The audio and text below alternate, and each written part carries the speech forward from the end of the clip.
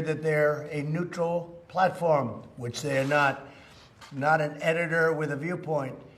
My executive order calls for new regulations under Section 230 of the Communications Decency Act to make it that social media companies that engage in censoring or any political conduct will not be able to keep their liability shield. That's a big deal.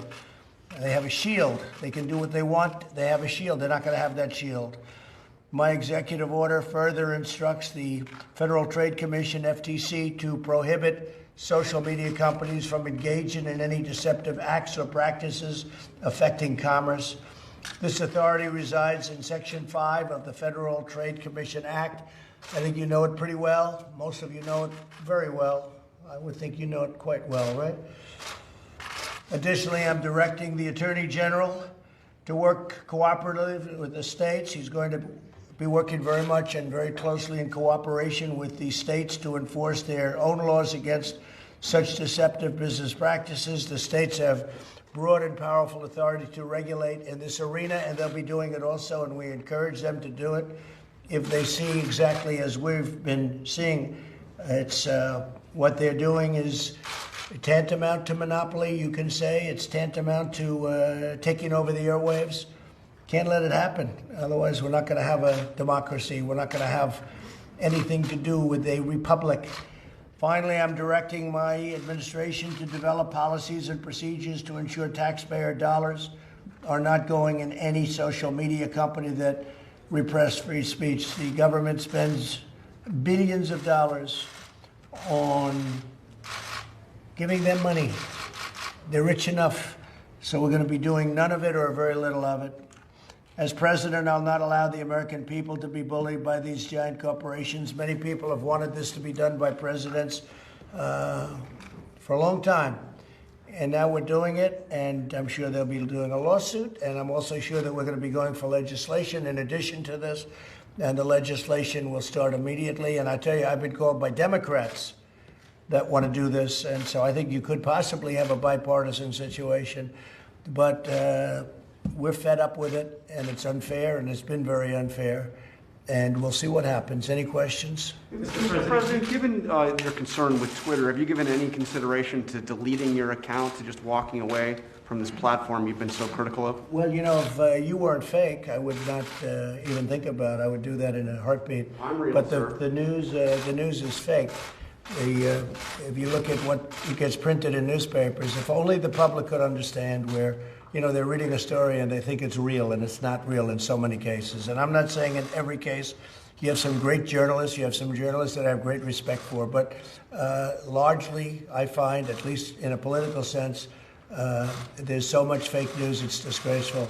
I would do that in a heartbeat if I had fair. If we had a fair press in this country, I would do that in a heartbeat. There's nothing I'd rather do than get rid of my whole Twitter account.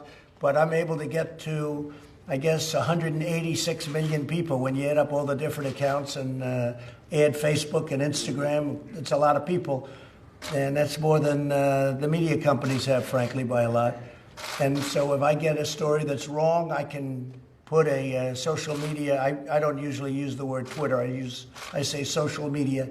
But I put something out, and the next day or the next hour or the next minute, everybody's reading about it.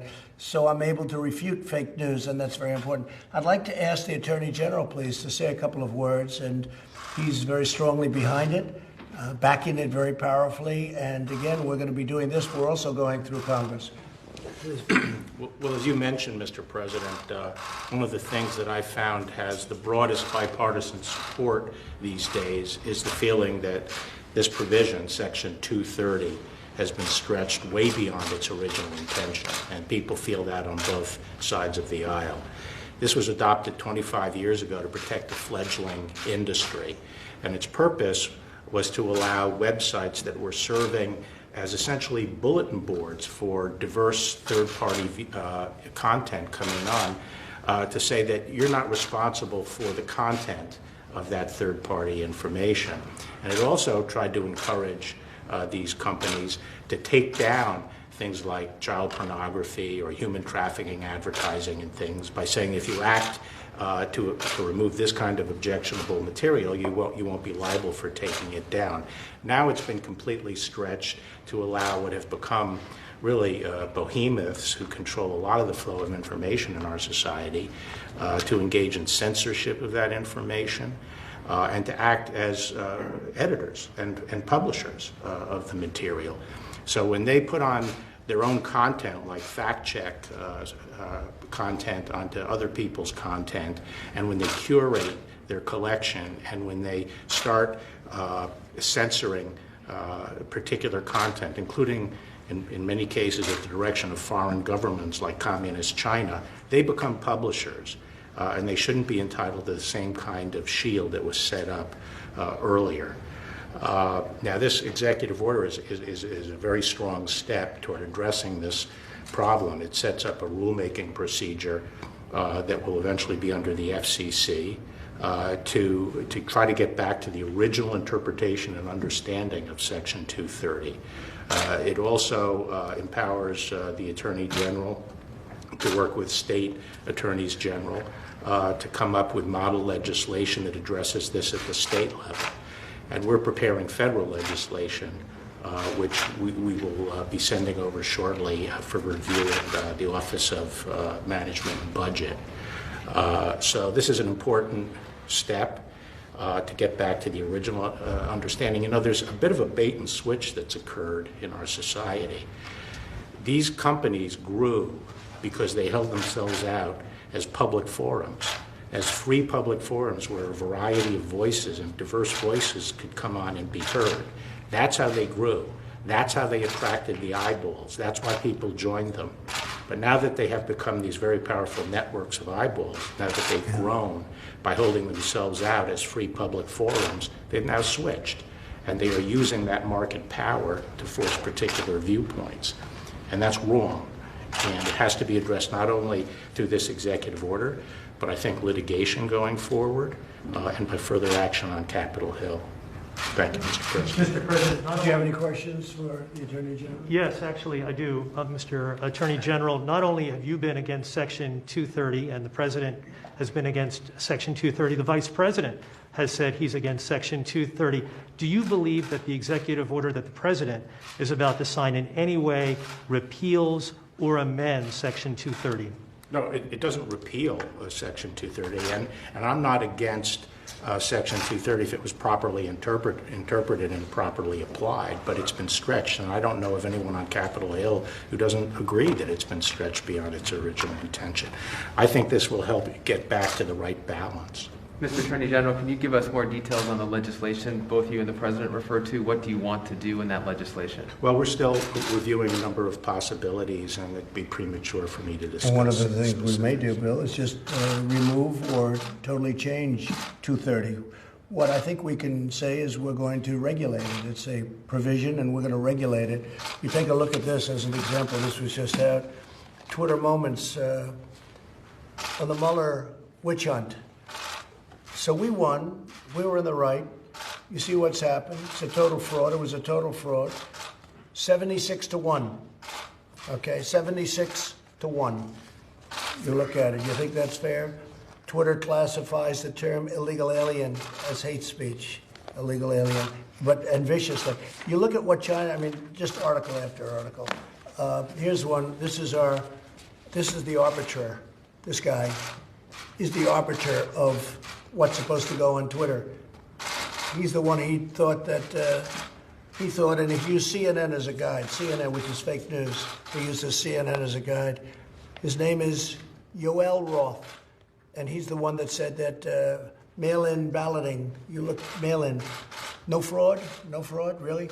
Why don't you take a look all over the country? There's cases all over the country. If we went to mail-in balloting, our election all over the world would look as a total joke. It would be a total joke.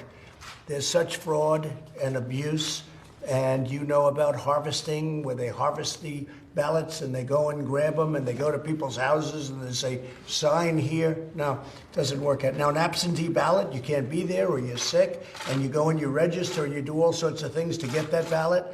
and there's good security measures, but where they send out, like in California, millions and millions of ballots to anybody that's breathing. Anybody in California that's breathing gets a ballot. But Mr. President, that's not true. So California excuse me, wait a minute, I'm not finished.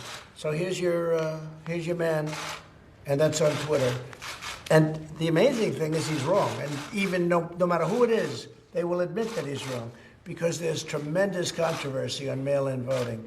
And I can say this, the Republican Party cannot let it happen. Go ahead. Well, you know Gavin Newsom, Governor Newsom, has not sent ballots out to everybody in California. They're only going to registered voters. How many are so, there? How many are there? So what your tweet said was not wrong. That was not correct. It was wrong. Okay. Oh, really? So when he sends out 28 million ballots, and they're in all the mailboxes, and kids go and they raid the mailboxes and they hand them to people that are signing the ballots down the end of the street, which is happening. They grab the ballots. You don't think that happens? There's ballot harvesting where all of us, we had 7 elections for Congress, and they were like tied, and they lost every one of them because they came and they dropped a whole pile of ballots on the table. But you don't think they rip them out of mailboxes? It's all the time. You read about it. You can read about it. Take a look. They do worse than that. In some cases, they won't sell them, like to a Republican community, a conservative community. They don't happen to send the ballots to those communities. And there's no way of checking. No, you have to go and you have to vote. Voting is a great thing. Voting, we would be the laughing stock of the world. And if you just use common sense, you know that's going to happen. But they raid the mailboxes. They can even print ballots. They get the same paper, the same machine, nothing special. They get the same paper, the same machine. They print ballots. And Bill would have to do a great job to catch him doing it, or your state authorities would have to. But you have tremendous potential, and you have tremendous fraud and abuse, but you have tremendous potential for fraud and abuse. Go ahead. Mr. President, you had said in one of your tweets that you would consider shutting down Twitter and social media companies. Did you actually mean you would want to shut down an American company? Well, I think it's going to be, I tell you what, I have so much, it seems, influence over Twitter in the sense of people wanting to go Twitter because of what I have. I have a vast number, we have a number of platforms, as you know. We have millions and millions of people. I think this, if Twitter were not honorable, if you're going to have a guy like this be your judge and jury, I think you shut it down as far as I'm concerned, but I'd have to go through a legal process to do that. How would you shut down an American I don't know. I'd have company? to ask the lawyers. I'd have to go through a legal process. If it were legal, if it were able to be legally shut down, I would do it. I think I'd be hurting it very badly if we didn't use it anymore. I mean, we have other sites we could use, I guess, or would have to develop other sites. And I'm not just talking about Twitter. Look at Facebook. Look at the tribunal they set up at Facebook. This woman who, you remember testifying recently in Congress, her hatred was so incredible toward the Republican Party and me that there is no way you can get a fair trial. So this is not like it's supposed to be. This is not like it's supposed to be. So we're going to see what happens. And you know what? I guess it's going to be challenged in court. What isn't? But I think we'll do very well. Yeah, go ahead. Mr. President, as to potential litigation, can you discuss the timing of that and what is the remedy that you're going to be seeking? No, what I was referring to, there is litigation going on all the time on Section 230 and its scope, and we would look for appropriate vehicles to weigh in and file statement of interest. So you wouldn't be filing an individual? Not necessarily. Okay, thank you. Mr. President, Mr. President, are you worried about the situation on the border between India and China? India. He loves India so much he's never asked a question other than an India question, and that's okay. I just got back from India, right? I just beat COVID. You're very I got back. I know. They like me in India. I think they like me in India, certainly more than the media likes me in this country. No, and I like Modi. I like your prime minister a lot. He's a great gentleman. Great gentleman. Yeah, they have a big conflict going with India and China. Is that what you're talking about? Yeah? Yes, sir. They have a big conflict going with India and China. Two countries with 1.4 billion people. Two countries with very powerful militaries. And India's not happy, and probably China's not happy. But I can tell you, I did speak to Prime Minister Modi. He's not in a good mood about what's going on with China. Mr. President, have you spoken to Wait, are you finished? No, so what, yesterday you tweeted about you want to mediate between India and China on this issue. I would do that. I would do that if they thought it would help. If I were the mediator or the arbiter, I would do that. So we'll see. Go ahead. Have you spoken to the family of George Floyd yet? No, I haven't, but I feel very, very badly. It's a very shocking sight. Bill and I were talking about it before. It's one of the reasons Bill's here right now, because, as you know, we're very much involved. And I've asked the Attorney General, FBI, and the Attorney General to take a very strong look and to see what went on, because that was a very, very bad thing that I saw. I saw it last night, and I didn't like it. Do you think those police officers should be prosecuted? I'm not going to make any comment right now. I can tell you, I think what I saw was not good. Was not good. Very bad. Anybody else? Mr. President, are you definitively staying in the U.S.-China trade deal? We'll be announcing what we're doing tomorrow with respect to China, and we are not happy with China. We are not happy with what's happened. All over the world, people are suffering. 186 countries. All over the world, they're suffering. We're not happy. Okay. Thank you very much, All everybody. right, press, let's go. Come on. Come on, let's go. Thank you. Thank you, everybody. Thank you.